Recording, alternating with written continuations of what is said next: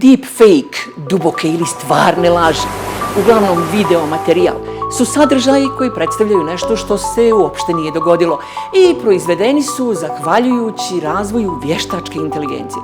Znači, to više nisu photoshopirane fotografije za časopise, reklame ili društvene mreže ili video snimljen kamerom, nego sadržaj koji je stvorio računar i koji djeluje toliko vjerodostojno da može zavarati konzumenta bez obzira na nivo njihove medijske pismenosti. Sjećate li se ime ovog tutoriala o lažnim vijestima ili fotografijama? To je piece of cake u odnosu na deepfake.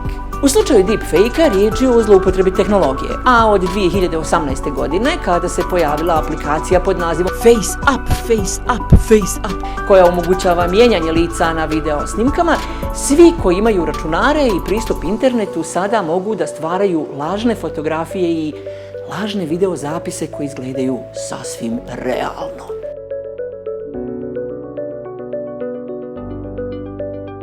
Zašto o ovom govorimo u kontekstu novinarstva?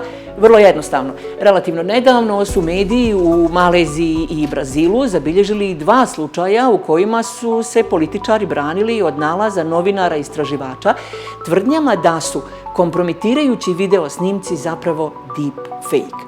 U oba slučaja mišljenje javnosti je ostalo podijeljeno. Primjena deepfake je prvo zabilježena u izradi videoigara, potom u pornografiji, a onda se sve polako preselilo u medije, tako i u sferu politike i vijesti. Deepfake može biti zabavan na nivou šale, ali to ne znači da nije opasan ukoliko postane alat za laganje, obmanu i narušavanje tuđe privatnosti ili pak oslonac za pravdanje onih koji su uhvaćeni s prstima u pekmezu. Problem sa ovako nastalim videomaterijalom je u tome što ljudi generalno, bez razmišljanja, vjeruju u videomaterijal koji nije predstavljen kao izmišljeni sadržaj. Jednostavno smo naučeni vjerovati u video i vjerujemo im više nego fotografiji, jer za sada znamo mnogo o Photoshopu i sličnim alatima za izmjenu fotografije ili zvuka za koji odavno znamo da može biti modificiran. No ukoliko industrija deepfake-a ne bude zaustavljena, uskoro će ih tehnički biti teško razlikovati od originala i moglo bi doći do toga da ljudi sasvim prestanu vjerovati u video materijal koji stvaraju mediji. Hani Farid, jedan od vodećih svjetskih stručnjaka za deepfake, upozorava da gubitak povjerenja u video zapise, audio snimke, slike i informacije prikupljene u cijelom svijetu predstavlja ozbiljan rizik za nacionalne sigurnosti. Naime, deepfake sadržaji mogu narušavati ljudska prava i slobodu pojedinca. Do sada su mnogi osjetili posljedice. Na primjer, ličnosti poput Scarlett Johansson, Nicolasa Cagea, Emmy Watson i drugih našli su se na udaru deepfake-a i shvatili su da jedan naizgled banalni video može uništiti karijeru, čak i život. A u političkom smislu ili u kontekstu medija deepfake je još opasniji. Daje iskrivljene diskurse i pomoću njih je moguće manipulisati izborima, institucijama, pojedincima i sasvim narušiti povjerenje u institucije i u demokratiju i u novinarstvo, ali i pogoršati socijalne podjele, političke odnose, ugroziti javnu sigurnost, jednostavno nanijeti teško popravljive štete ugledu pojedinaca, institucija, možda čak i sistema. Za izradu ovakvih videa ili slika koriste se generisane neuronske mreže koje mogu učiti, dakle vještačka inteligencija koja je osposobljena za rekonstrukciju video zapisa, koja prati sve što je zanimljivo u animaciji, pokrete glave, razgovor, kretanje očiju ili usta, pa čak i govor tijela. Neki od alata su deep animatori, fake tune i slično. Da pojednostavimo. Umjetne neuronske mreže su hardverski sklopovi koji podražavaju ljudske neuronske mreže i uče na primjerima. Oni su zapravo kopije ljudskih neuronskih mreža koji su osnovni elementi nervnog sistema. I kako neuron prima signal, obradi informaciju i šalje sljedećem neuronu, tako su i generisane neuronske mreže jedna od metoda računarskog učenja koja postaje sve popularnija. One uče na podacima iz baza podataka i na računarima koji imaju moć velike brzine obrade podataka. One su sofisticirani sistemi detekcije dubine, osvjetljenja, sjene, pokreta lica i drugih elemenata koji se na proizvedenom snimku ne razlikuju od originala. Primjera radi, Google koristi umjetne neuronske mreže za pretraživanje pomoću slika. Uređaj ili softveri za provjeru da li je neki snimak deepfake uočavaju treptanje oka ili sjenke koje izgledaju pogrešno, ali generalno prepoznavanje visoko kvalitetnih deepfake sadržaja jeste težak posao, jer generičke neuronske mreže postaju sve bolje i uskoro će biti potrebna digitalna forenzika da otkrije stvarne duboke laži ili deepfake, ako ih i ta forenzika mogne otkriti.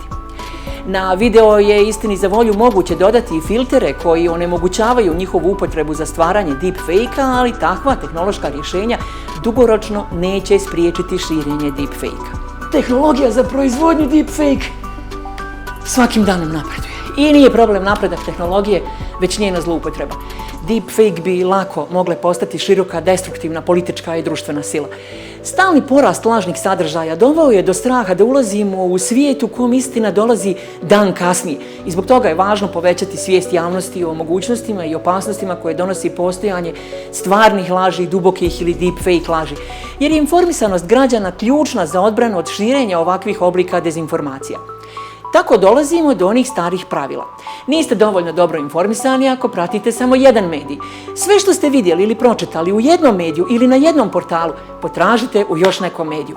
Provjeravajte medij koji pratite, potražite impresum, provjerite da li imaju jasno istaknut broj telefona, adresu, ime odgovorne osobe, izvor finansiranja. Mnogobrojni su primjeri korištenja ove tehnologije, kako u svrhu zabave, obmane javnosti. Najčešće su na meti političari te poznate ličnosti. Kreatori uzimaju isječke poznatih TV serija i glumcima dodjeljuju glasove poznatih ličnosti, ali mnogo uvjerljiviji dubinski zvukovi proizvedeni su pomoću impersonatora koji mogu oponašati glas i geste određene osobe. Primjerice radi BuzzFeed i komičar Jordan Peele koriste After Effects CC i Face Up. Zalijepili su Peelova usta preko usta bivšeg američkog predsjednika Baracka Obame, zamijenili dio videa na kom je čeljust bivšeg predsjednika onim koji prati Peelove pokrete usta, a zatim su pročistili snimke kroz više od 50 sati automatske obrade. Vidite li vi koliko težak rad stoji iza ovakve prevare i zloupotrebe? Dakle, pazite, to što gledate ili čitate ne mora biti odraz nečeg što postoji u stvarnosti ili što se stvarno desilo. To je možda kreirao računar. Razlozi za plasiranje deepfake sadržaja su razni. Radi zabave, novca, slave, pažnje ili osvete. Do poniženja nekog ili jednostavno s ciljem kreiranja lažnih vijesti kako bi gledaoci bili navedeni na pogrešne odluke. Stoga pamet u glavu i konzumentima informacija poruka da provjere barem 2 puta sve što vide, a novinarima i medijima podsjećanje da je svaka zloupotreba informacija ili medijskog prostora zabranjena. Ne zaboravite, svi znaju da računarom pa i vještačkom inteligencijom zapravo upravljaju ljudi. I upotreba deepfake-a može vam donijeti slavu i pažnju, ali nakratko.